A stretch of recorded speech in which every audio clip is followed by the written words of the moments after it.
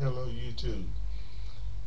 I would like to start a thesis, a documentary study on a title or a discussion, whichever fits your preconceived definition of what is being said. And the title is Sovereignty or Captivity, Your Choice. Now, there has been a new security tactical scenario that is being introduced as law that is for the purpose of providing security at airports. Now, they have a body scan that completely analyze you in ways that some consider obscene, to say the least. Now, this body scan is able to record with crystal clarity every portion of your body. It is able to divorce clothing itself and utilize technology to literally unclothe you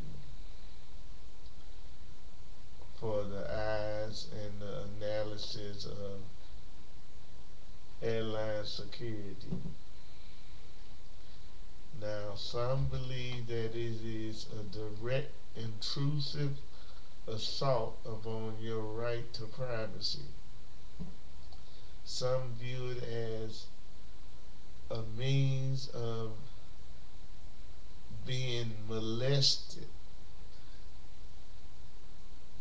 technological, technologically molest the individual that is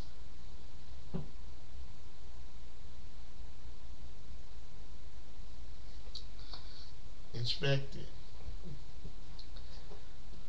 Now, I don't have any first-hand knowledge of that, but based upon what I have heard, I am inclined to believe that it is that, if not more serious, in the way by which it was described. But they have implemented that into law. Once you show your ID, you are prohibited from deviating from the procedures that you will have to undergo in order to be released to board a plane of your choice for a destination of your choice. Excuse me. But your choice to not be compelled to undergo that intrusive assault upon your privacy, and I do define that word privacy. I like to underline that word and define it as that which is considered your person, your personal right to feel secure in your own person. Now, from what I have heard, people who have undergone that feel like they have been subjected to a form of molestation. And from what I have heard, they feel as if they have been violated. Now, that type of implementation of security procedures for those who have undergone that and left with an aftertaste of being force fed something that is obscenely indigestible to their system raises flags and concerns that I feel is too little acknowledged, too late to reverse. Now, man, for decades, hundreds of years, man has lost the true meaning of what that word man means. Man has allowed his domestically controlled environment to diminish the impact and the effectiveness of how that title should be utilized. God said that He, at the eve of His completion in creating man, He declared that He had gave man dominion over all His creation. Man was granted stewardship, ownership,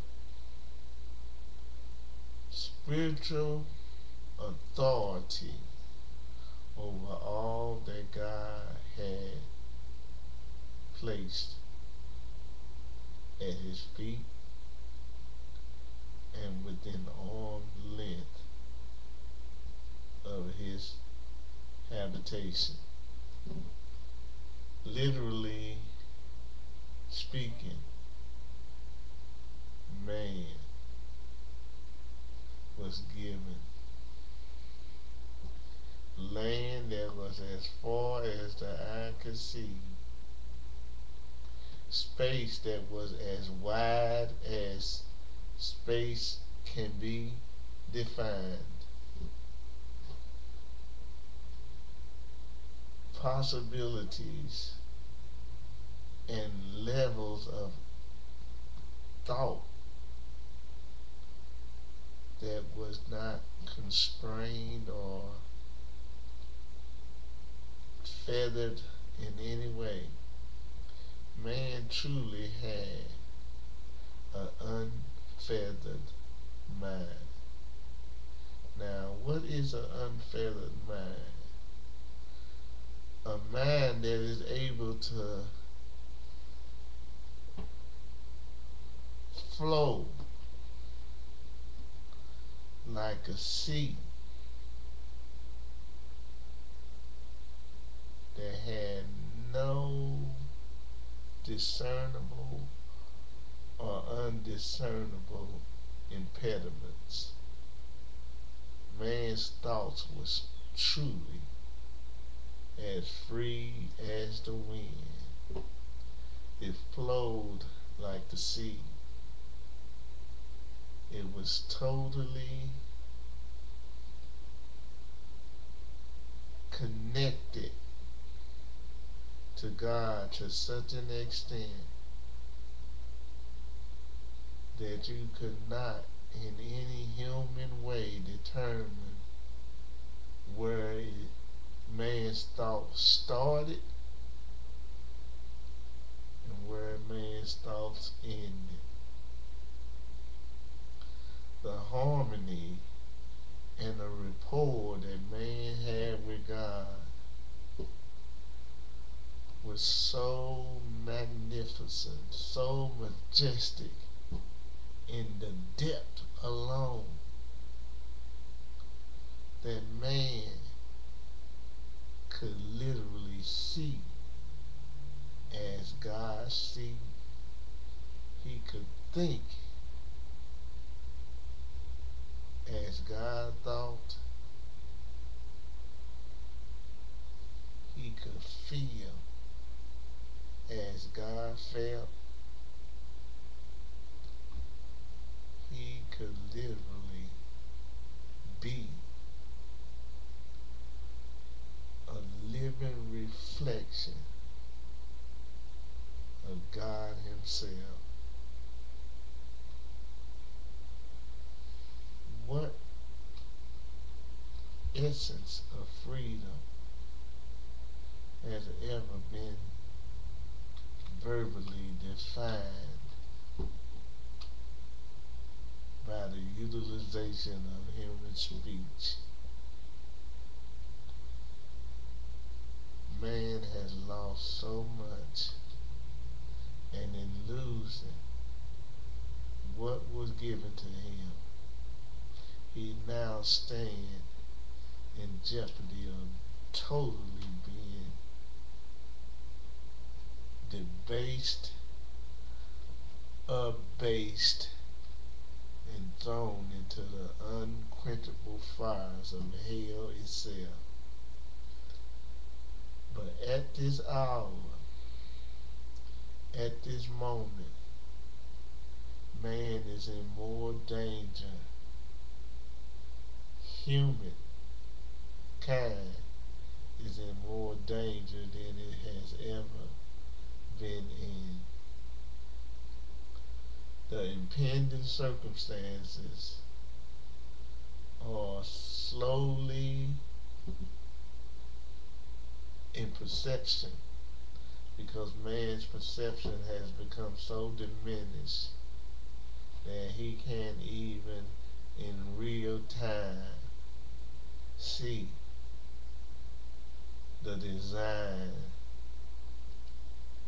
and the tapestry or the canvas itself that is right before his eyes, that has been meticulously constructed as a blueprint for his own destruction. Can man truly utilize sovereignty that he was given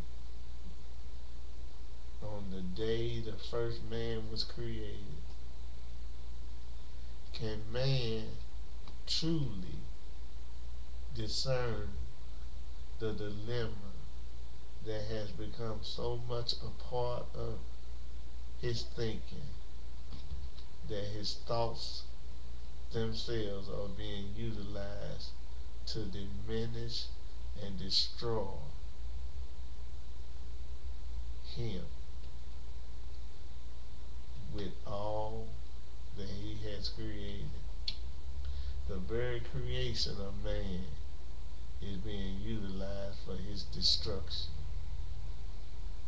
Man is utilizing and creating the means of his own complete destruction. So it boils down to these two dilemmas. Can man lay claim to sovereignty, or have man become subject to captivity? Now, them are two choices, but can man truly say that them are choices that are placed before him and that he can utilize